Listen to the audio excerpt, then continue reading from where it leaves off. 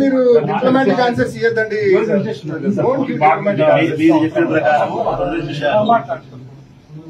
మీరు చెప్పిన ప్రకారము జరగబోయే ప్రతి నేరానికి పోలీసులు ఏమి గ్యారెంటీ ఉంటారని నేను అనుకోను. ఎందుకంటే మీకేం కాలజ్ఞానం తెలియదు, ఊహించగలుగుతారు.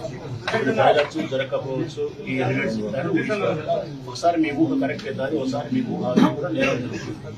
సో మిమ్మల్ని అది నా బాధ ఏంటంటే, నేరం జరిగిన తర్వాత మళ్ళా నేరం జరగకుండా మీరు జాగ్రత్తలు తీసుకోవడం మీ బాధ్యత. ఇక్కడ నా బాధ ఏంటంటే, నిన్న ఎవడు కిరికిరి భాష అనేవాడు, విజయ్ కుమార్ అనేవాడు ఎవరైతే దాడి చేసి పుట్టినాడో, హత్యా ప్రయత్నం చేసినాడో 307 సెక్షన్లో ముద్దాయి నిన్న అయినాడు. 300 ఏళ్ళు అయినాడు. నిన్న 307లో ముద్దాయి అయిన వ్యక్తులు 24 గంటలు గడవక ముందే మరొక 307లో ముద్దాయిలు అవుతున్నారు.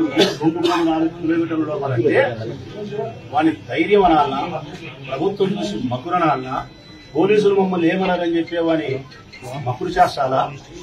వాడు ఆవేశంతో గొడవ చేస్తే ఇంత శిక్ష లేదు సార్. రాజకీయాలలో మీరు ఏడైనా బాహాబాగి అయినప్పుడు అంటే ఏదో కెమెరా వేసుకుంటే జరిగిందంటే మీరేం చేస్తారు? ఆవేశం. ఇది ఆలోచన ప్రకారం, పథకం ప్రకారం చేసే వ్యవహారం.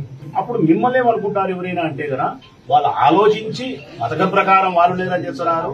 పోలీసులు నిద్రపోతా అంటే నిద్ర లేపొచ్చు, వాళ్ళు నిద్రపోలేదు.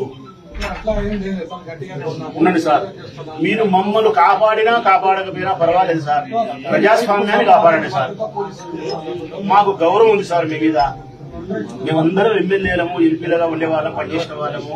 మేమంతా ప్రభుత్వంలో పనిచేసిన వాళ్ళము. మిమ్మల్ని గౌరవించుకోవాల్సిన బాధ్యత ఉంది. ప్రభుత్వంలో భాగం మీరు. మీ పట్ల మాకు రెస్పెక్ట్ ఉంది. మేము అడుగుతాం, మీరు డెమోక్రసీని మీరు ప్రొటెక్ట్ చేయండి, డెమోక్రసీని కాపాడండి. ఇంకొకటి ఫైనల్ గా చెప్పమంటారా, వాళ్ళ దగ్గర ఉండే మాట్లాడే మాటలు, వాళ్ళ దగ్గర ఉండి మాకు వస్తే ఇన్ఫర్మేషన్ ఏంటంటే, ఈ దాడుల్లో జమాబద్దం అనే వేరే విషయం వాళ్ళు మాట్లాడుతున్న మాట. ఇవన్నీ ఎందుకురా, సతీష్ గానీ ఆమె పొద్దుటూరుని దిగితే పోతుంది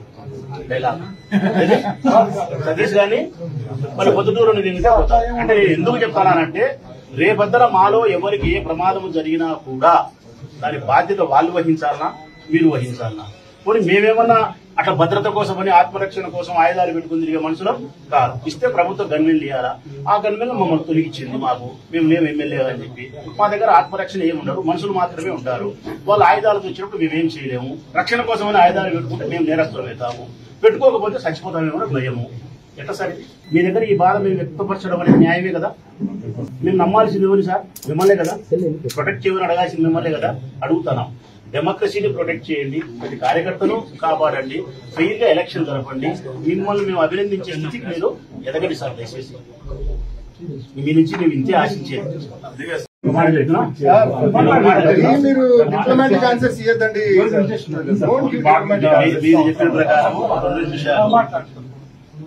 మీరు చెప్పిన ప్రకారము జరగబోయే ప్రతి నేరానికి పోలీసులు ఏమి గ్యారెంటీ ఉంటారని నేను అనుకోను. ఎందుకంటే మీకేం కాలజ్ఞానం తెలియదు, ఊహించగలుగుతారు. ఇప్పుడు జరగచ్చు, జరగకపోవచ్చు, ఈ ఎలిమెంట్స్ ఉంటారు. ఒకసారి మీ ఊహ కరెక్ట్ అవుతుంది, ఒకసారి మీ ఊహ కూడా నేరం జరుగుతుంది. సో మిమ్మల్ని అది నా బాధ ఏంటంటే, నేరం జరిగిన తర్వాత మళ్ళా నేరం జరగకుండా మీరు జాగ్రత్తలు తీసుకోవడం మీ బాధ్యత. ఇక్కడ నా బాధ ఏంటంటే, నిన్న ఎవడు కిరికిరి భాష అనేవాడు, విజయ్ కుమార్ అనేవాడు ఎవరైతే దాడి చేసి పుట్టినాడో, హత్యా ప్రయత్నం చేసినాడో 307 సెక్షన్లో ముద్దాయి నిన్న అయినాడు. 300 ఏళ్ళు అయినాడు. నిన్న 307లో ముద్దాయి అయిన వ్యక్తులు 24 గంటలు గడవక ముందే మరొక 307లో ముద్దాయిలు అవుతున్నారు. 2-4 కిలోమీటర్ల లోపలంటే వాని ధైర్యం అనాలనా, ప్రభుత్వం చూసి మకురనాలనా, పోలీసులు మమ్మల్ని ఏమన్నారని చెప్పే వాని మకుడు చేస్తాలా? వాడు ఆవేశంతో గొడవ చేస్తే ఇంత శిక్ష లేదు సార్.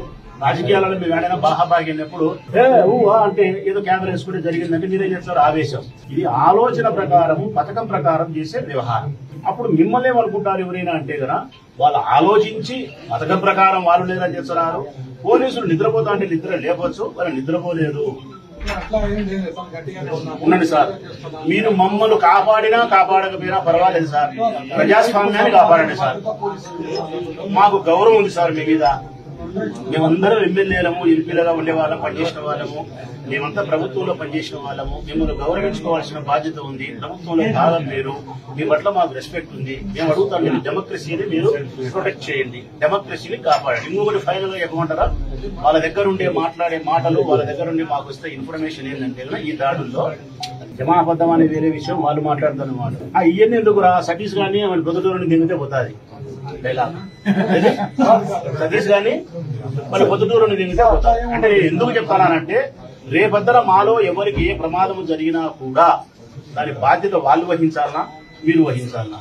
పోనీ మేమేమన్నా అట్లా భద్రత కోసం అని ఆత్మరక్షణ కోసం ఆయుధాలు పెట్టుకుని తిరిగే మనుషులం కాదు. ఇస్తే ప్రభుత్వం గన్మెన్లు ఇవ్వాలా, ఆ గన్మెన్లు మమ్మల్ని తొలగించింది, మాకు మేము ఎమ్మెల్యే అని చెప్పి. మా దగ్గర ఆత్మరక్షణ ఏమి ఉండరు, మనుషులు మాత్రమే ఉంటారు.